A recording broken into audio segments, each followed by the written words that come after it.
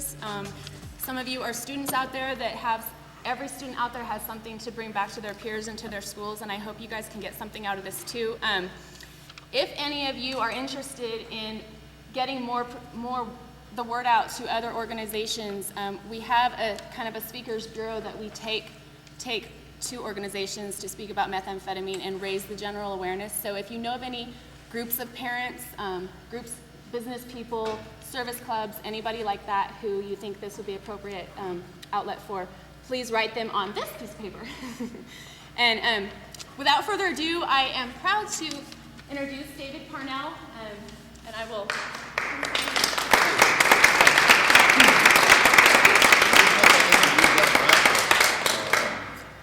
Can you guys hear us pretty well?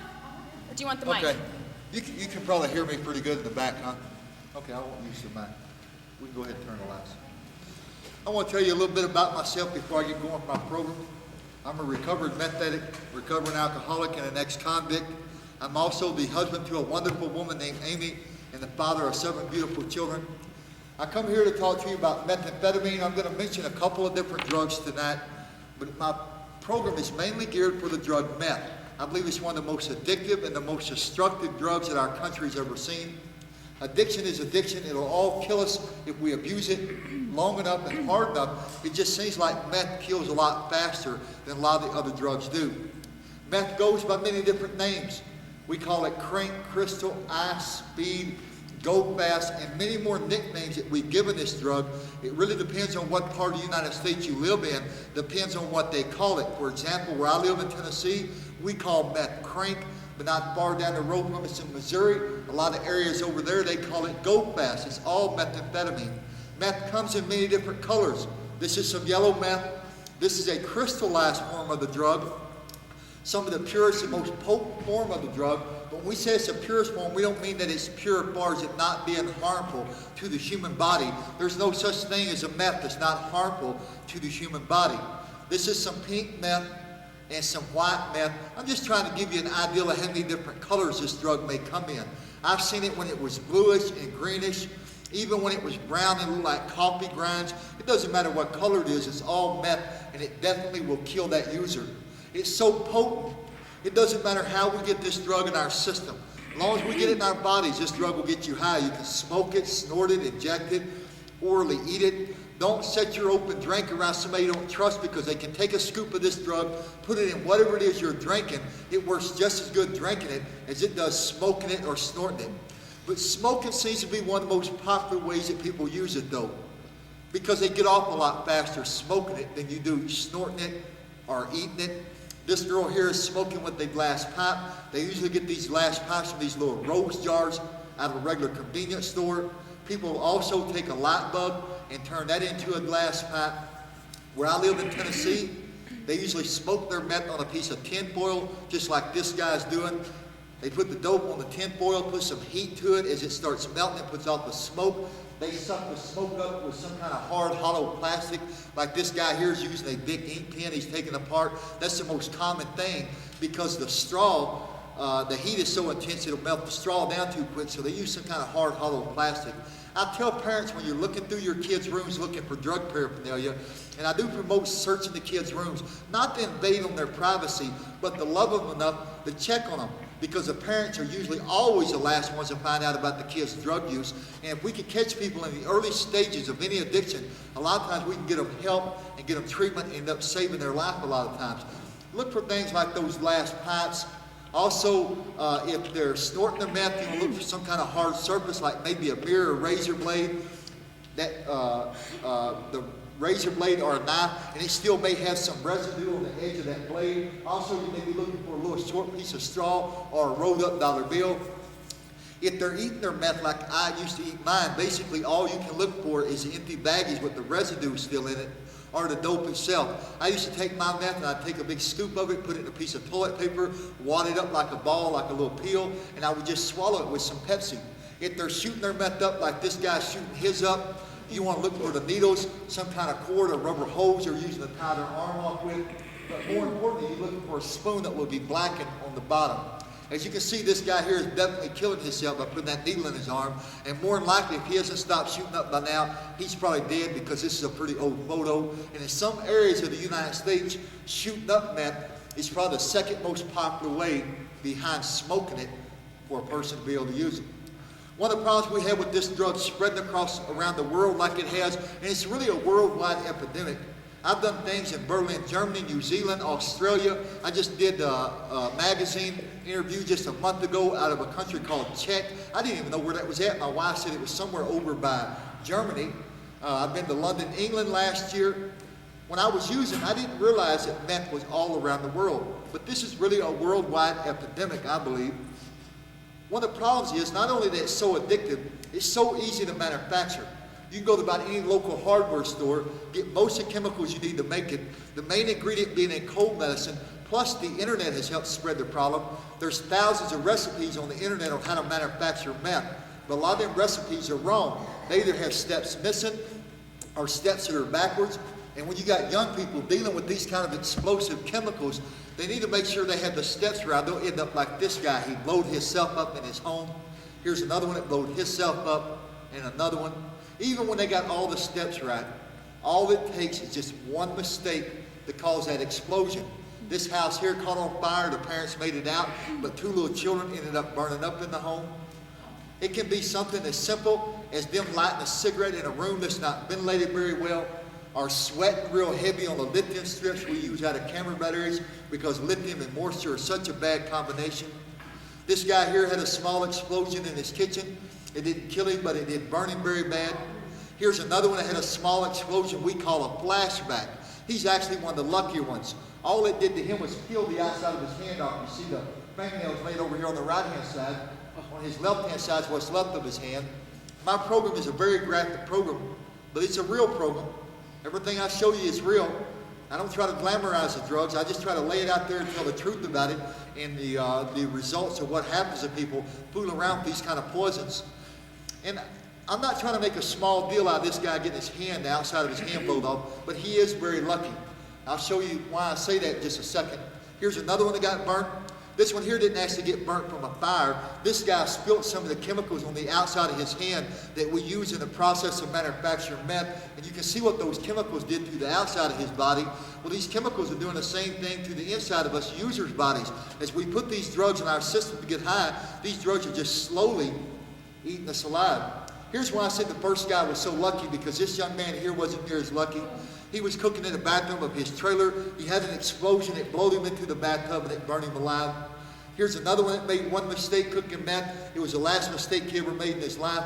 That's where the fire department found him when they put the house out. And unfortunately, this is what's happening every day in the United States. Young teenagers and young adults are killing themselves trying to manufacture this poison. The saddest thing about this story was not only did it kill him, but it also killed his teenage brother who was helping him cook the meth that day. The police will tell you that they have found meth labs every place that you can imagine. This one here is a mobile lab. We call them mobile labs because everything the guy needs to cook meth he had in the trunk of the car. These are the hardest ones, I believe, for the police to find because they're not set up in one location all the time. They'll have 5 or 10 different spots throughout a county, and every other day they're in a different spot cooking the meth. They try never to cook the same spot 2 days in a row. It makes it very difficult to catch them. They find labs on the side of the roads, in old abandoned barns and shacks, in makeshift huts in the woods, in $500,000 homes. Here's everything the guy needed was in a suitcase. Wherever he went, he could carry his meth lab with him. They find labs in hotel rooms. This one here is one they found in a hotel room. Not only is this guy dead, there's 2 other people also dead in the motel room, a young girl and a young man, because they didn't have the room ventilated, they didn't have the windows open. In a matter of just a few minutes, those poisonous fumes killed all 3 people. They found labs in people's bedrooms, even in children's bedrooms, like this one here set up in a child's bedroom. I believe many children lived in a home where there's heavy meth use. Not just a home where they're manufacturing a drug, but a home where there's heavy use like my kids had to live, are being abused, either by neglect or so many times physical abuse. Where I live in Tennessee, we have been devastated by meth. A few years ago, Tennessee ranked number 2 in the United States. We're having the most meth labs out of all the other states as far as the production goes. Our labs have dropped a little bit. The usage has not dropped any at all. And you can see how when this drug moves into an area, how it spreads like a cancer. You can see in 1999, in Tennessee where I live, they have found 143 labs, and you can check out your own state how that they usually increase. The next year it almost doubled, and then doubled again, 600, 900, and this drug is just like a cancer. The DEA says that every lab that the police find, they estimate they miss at least 5 to 10. Well, just say they miss 5. They got up the year after this, so well, we found 1,800 labs. Well, you times that by 5, gives you an idea of how bad it was where I live. 4 years ago in Tennessee, the University of Vanderbilt hospital burn unit averaged 4 to 5 burn cases a week coming in from meth labs exploding. This young lady here is from Tennessee. As you can see, she's very lucky. She's like me. She's a very lucky person. Lived through it. She's going to be scarred the rest of her life. But at least she's still alive. Now she's turned her life around. But so many times it isn't the adults, but it's the small children who pay that ultimate price. This little boy here was trapped in the home where the parents was cooking meth. When it exploded, the blast hit him right in the face. It didn't kill him. He's still alive. But he's going to be scarred for the rest of his life because of his parents' bad decisions to cook that poison in the home with this baby. Our child abuse in Tennessee has jumped up over 500% over the last decade because of meth use. That's one thing you can expect in any area this drug comes in contact with. Child abuse is going to skyrocket. The police had the statistics to show that from California all the way to New York, every place this drug comes in contact with, child abuse skyrocketed. The federal government just put out a few months ago the top 3 crimes that go up in a neighborhood when meth comes into the neighborhood. Number 1 was theft. Number 2 was domestic violence. And number 3 was child abuse. But it isn't just domestic violence against young women.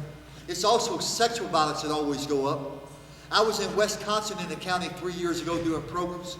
A year and a half before meth hit that county, they had 7 sexual assaults against young women. In a matter of a year and a half after meth became a heavily abused drug in that county, sexual assaults went from 7 to 21. It tripled in a year and a half because of meth use. This baby here, the dad said he spilled bleach on himself. Regular bleach that you wash clothes with. I didn't even know bleach would burn you like that, but I guess if you leave it on your skin long enough, that it will. All his dad had to do was take him to the bathroom, run some cold water over him, wash the bleach off, or take him to the hospital. But see, this drug becomes king of people's life. It becomes more important than taking care of their children, taking care of themselves. This dad here said that he was cooking a batch of meth and he wanted to finish cooking his dope before he did anything to help the kid. You can see what putting those drugs before the child's welfare ended up costing. This kid here is going to be scarred for the rest of his life. I put this section of my program about the children because that's where the true passion of my heart lies, is with the kids, and they are the true victims of any addiction. I don't care if it's marijuana, alcohol, cocaine, heroin, or meth. The kids are always the true victims. And so many times they are the silent victims. They don't have a voice to speak out for themselves. I try to be a voice for the kids, to educate the public on what they're going through. But I'm going to be honest, there's no possible way I can stand up here in front of you and put into words what a lot of these little kids are going through. It's so traumatic on them, unless you've been through it yourself. But I can try my best. You notice the sores around this little girl's mouth? Those are actually cockroach bites that's all around her mouth. She was living in such harsh conditions.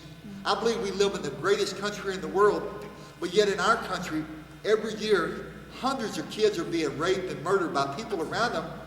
So many times, it's people around them that are supposed to be taken care of who are strung out on some kind of substance like alcohol or drugs and are abusing them. Just last year alone in Colorado, they're going through a court case right now where I got an email 2 weeks ago where they had 13 children murdered. And they said that if the child service had did their jobs right, that a lot of them kids would still be alive. But I'm not trying to blame it on child service, because I know that they are overwhelmed. Just like in Tennessee, they're overwhelmed. There is so much abuse towards children in our country nowadays. Every child deserves to be loved and have a good chance at life. Unfortunately, it's not like that in the United States. I hope one day that it will be, though. This little kid here is holding a gun. Not only are the kids in meth homes and homes where people are using cocaine exposed to lots of different firearms because of the paranoia brought on by these drugs, but it seems like, especially with meth, that the little children are usually exposed to lots of different pornography also. Here's another kid they pulled out of a meth lab. When it caught on fire, her parents went off and left her in there to burn up. As you can see, it about burned her little fingers off. She lived 3 weeks in the hospital before she did die. Her parents never come to see her when she's in the hospital. They didn't go to her funeral, but yet they caught the parents 2 months later in a different state buying chemicals to make more meth. And what I tell people is that it takes a powerful drug, man, to cause a set of parents not to even go to their own baby's funeral. But this is a very powerful drug on the human mind, and people will do things on this drug that we never dreamed in our wildest imaginations that we would be capable really of doing. It seems like a lot of times it isn't the physical abuse, it's neglect that the children are going through. You have parents that will stay awake for 2 or 3 weeks at a time without sleeping. It's not uncommon anymore for people to stay up well over 20 days. And when they do pass out, man, they're out for a couple of days. You couldn't wake them up with a cannon. And when you got a little kid like this running around in the house, there's no possible way that they can cook or clean for themselves. They're just left up severely neglected. Plus, that's where we see a lot of children being sexually abused, because the parents will have all these strange people hanging around their house strung out on meth, and when they leave their little children around those meth heads, these little kids are just left up at the mercy of whoever's over at that home. Here's another kid they pulled out of a meth lab. This kid here tested positive for meth, just like if the baby had been using the drug himself, and about 33% of the kids they pull out of the meth labs do test positive for meth. You notice the sores on his face and his neck? Those are sores caused by the toxic chemicals he was breathing. They was making his body break out into sores, and taking the drug itself to get high will break a lot of people's bodies out into sores that look kind of like acne, but it's not actually acne, and I'll talk more about that in just a second. If you don't remember none of the kids, I hope that you'll remember this little 2-year-old girl found stuffed in a box, locked up in the back bedroom. Her parents in the living room getting high on meth. They had her locked up back there so they wouldn't have to listen to her cry and deal with it. She had chemical burns on her face that they said she did to herself. I'll never believe that, because she had a burn pattern on her lower back where they had been torturing her with a blow dryer and a fractured bone where they had never taken her to the hospital with. Can you imagine being an adult at your age? I can't imagine being 41 years old, going 3 or 4 days without any medical attention. Can you imagine being 2 years old like this? Here's the burn on her back with the blow dryer. And I have noticed across the country, I hear these stories on a weekly basis. Last year we did 230 programs. We averaged 2 a week, and I was gone sometimes up to 6 weeks at a time, not going home to see my wife and my kids. And I would hear these stories almost every week, and a lot of times I noticed that they would be torturing the kids with blow dryers and curling irons and stuff like that. I don't know what it is about those kind of things that they're using, but the blow dryer is a pretty common thing, it seems like. Here's another kid they found at a meth lab when the police pulled up. This kid was in the front yard playing with meth garbage, an old car battery. That's what you saw over the little hands, his mouth, his battery acid and dirt. About 35% of the labs that the police raid had got children present in those labs. This picture here, I noticed, was on your pamphlets laying around. I've actually got this on videotape where you can see the actions of the mother and the baby, and it always amazed me that cops are running all through the house, the mother's crying, she reaches for the baby doesn't even, he looks at her like she's crazy. He doesn't reach for her, and he's not crying. I think this baby has got one of the symptoms that they talk about, where the kids have never been showed any affection, any love. And when the police come in, a lot of times they don't even cry for the parents because they're not used to the affection from the parents. This is baby Haley. Baby Haley is from Tennessee, and because of the abuse that she went through at the hands of her dad and her stepmom, we now have a law in Tennessee called the Haley Law, named after baby Haley. Just gives people more prison time for manufacturing meth and abusing children. But baby Haley's very lucky in a lot of ways. She lived through the physical abuse. So many of the children don't live through the physical abuse like little Bobby here. He didn't live through the physical abuse. Little Bobby come home addicted to meth. His mother used through the pregnancy, and his mother starved little Bobby to death. And a lot of people, like I said, I think in the beginning, they don't realize how extent child abuse is in our country. This is not an uncommon thing. We had a case just a few years ago in Chattanooga where a mom and dad were strung out on meth. They beat their 3-month-old baby boy to death. When they found that little boy, he had 21 broken bones, cigarette burns and cuts from the top of his head to the bottom of his feet. And I'm talking about a 3-month-old baby. I was in Indiana last year. Right before I got to Indiana, they had a man brutally rape a 3-year-old girl who was strung out on meth. When he got finished raping that little girl, he stomped her to death. I was in Duluth, Minnesota last year. Just a couple months before I got to Duluth, I was having lunch with a police officer and a child service worker.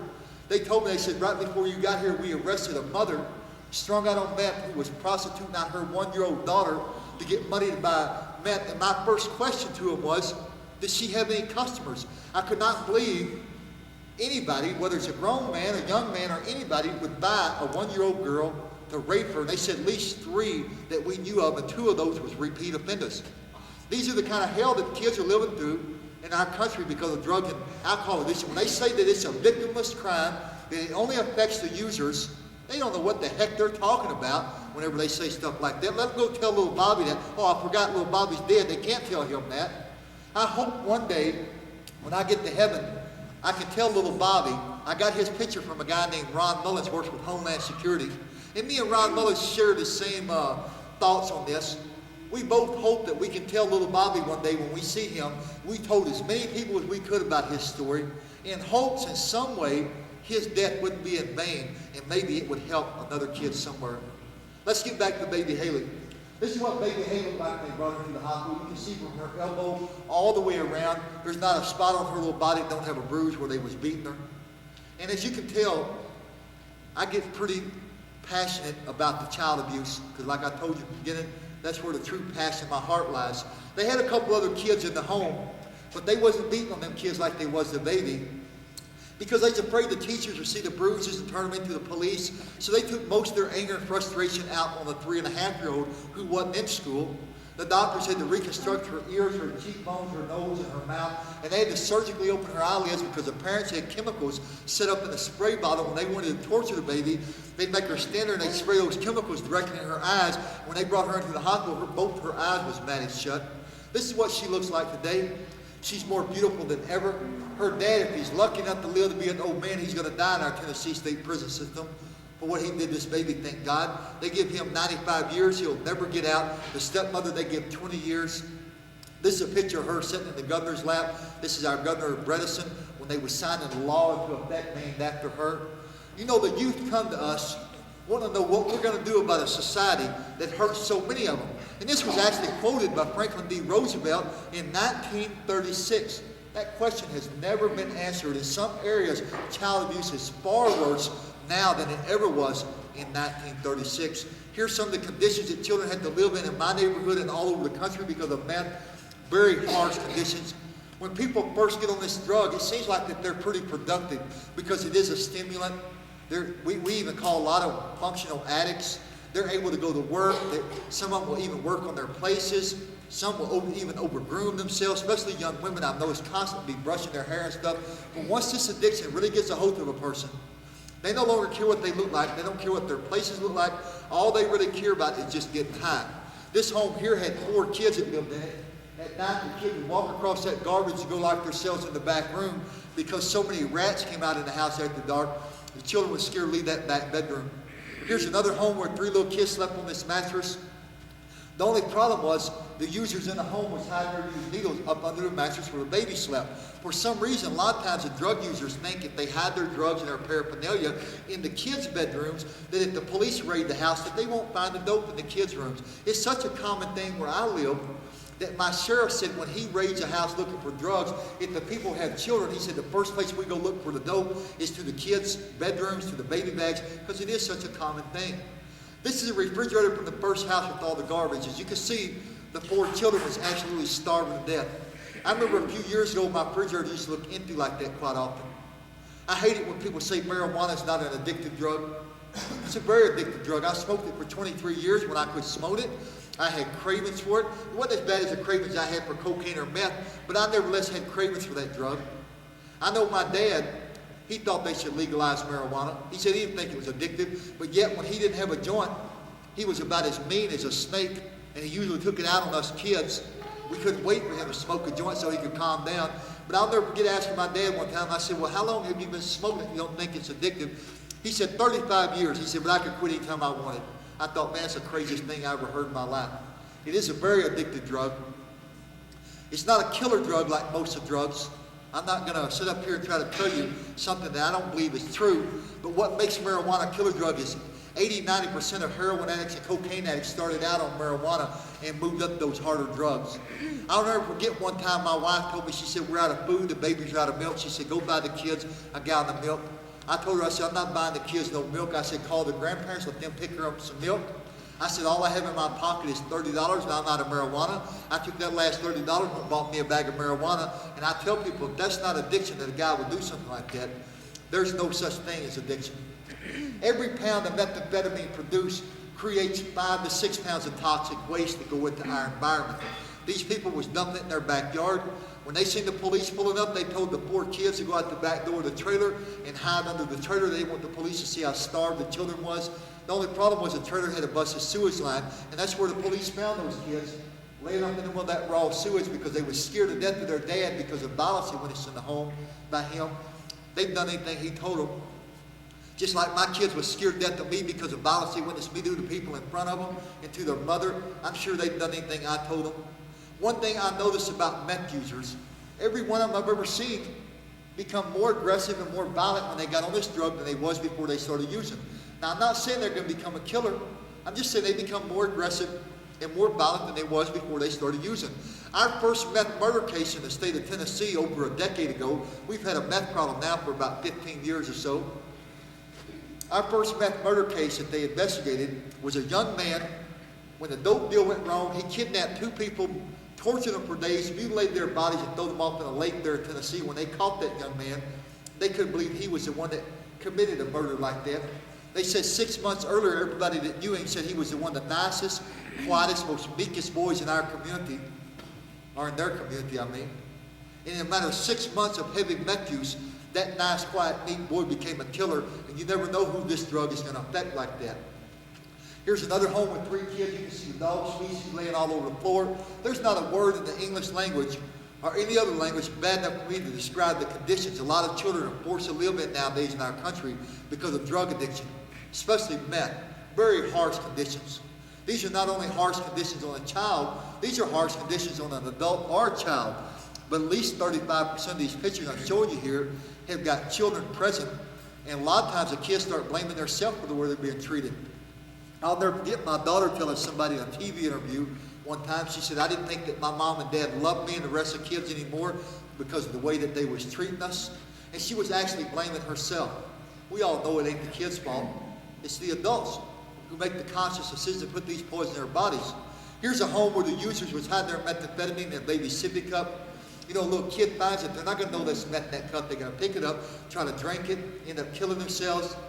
But when you're strung out on dope, we don't think about the danger we put our children in, and sometimes we don't even care. Here's another home where the police come in. There was a baby crawler right beside that box of used needles. This is a 13-year-old girl's bedroom wall where she wrote, "Help me," on her wall because she was living in such harsh conditions. This is what her bathroom looked like. Here's another bathroom where a little boy was coming to school and he was so dirty, the teacher sent the CPS over to his house to check on his situations. What they found out was the little boy couldn't take a bath. He had no running water. All the sinks were stopped up. But what I want you to notice is these gross, disgusting used needles left laying around. They noticed that most of children's hospitals across the country, when they bring little bitty kids into the hospital out of a home where people are leaving dirty needles laying around, a lot of the very small children was picking those dirty needles up and playing with them like they're a toy. They don't know any better than to do that. And they was poking themselves all over, just like this little girl, giving themselves whatever kind of disease is on the end of that needle. And I see a lot of, quite a few young people here tonight. I want to tell you, young kids that are here tonight, if you run up on a needle out on the street or a meth pipe or anything that I showed you, whatever you do, don't touch that thing. Go tell your parents or a teacher so they can get the proper person to come pick it up. But don't you touch it.